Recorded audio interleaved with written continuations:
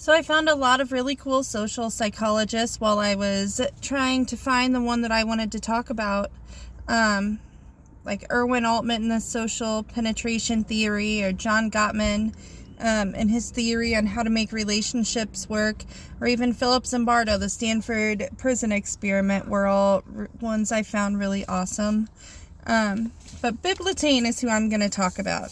So he has wrote or co-wrote more than 150 articles and chapters in a book about his research on the bystander intervention and emergencies, which is what I will concentrate on. So he is the third most frequently cited psychologist in textbooks, and several terms have been coined by him, such as the bystander intervention, social loafing, and social impact theory. So he is an eclectic methodologist. He uses social surveys, computer simulations, labs, and field experiments. He has won the Behavioral Science Award given by the American Association for the Advancement of Science. He's won that twice for his bystander intervention and on social loafing. He's won a lot more awards. So he kind of focuses on helping and pro-social behavior, and ethics and morality, things like that. So the bystander effect, we kind of learned about that in chapter 2. Like, they talk about the 2-year-old little girl who gets hit and nobody comes to her rescue.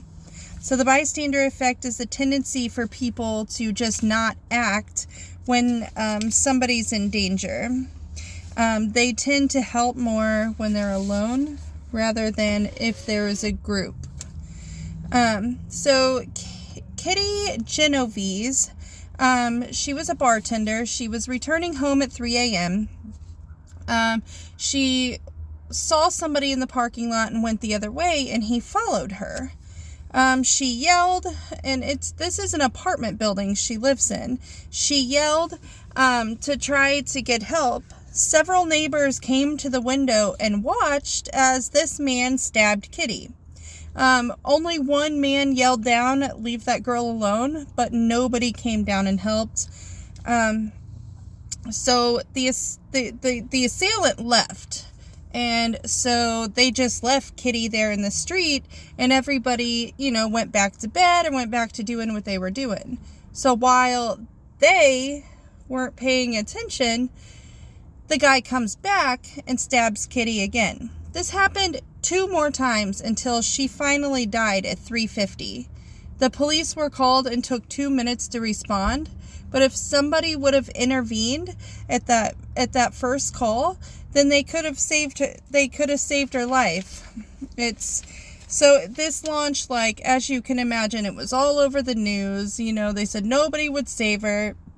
Our country's in apparent moral decay. And Bibb Latane says, no, there's got to be an explanation. So he formulated this model to explain why people sometimes do and sometimes don't help. So there's 5 things, and if you answer no at any stage, that means that you're not going to help. So you have to notice the event, you have to interpret it as an emergency, you have to assume responsibility and know how to assist, and then you can provide help. So a lot of times people won't, kind of like in the slideshow, that picture they showed with the smoke rolling under the door. That was another experiment they did to kind of see when somebody is in a room alone and they see smoke, they're going to react quicker.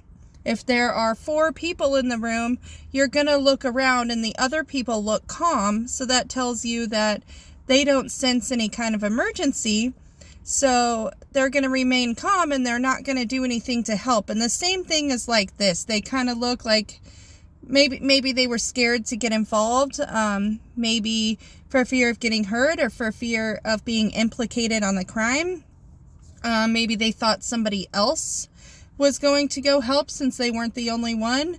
Or maybe they, were just kind of looking around and like that they didn't see that anybody else was kind of panicking or helping, so they thought that they didn't need to either.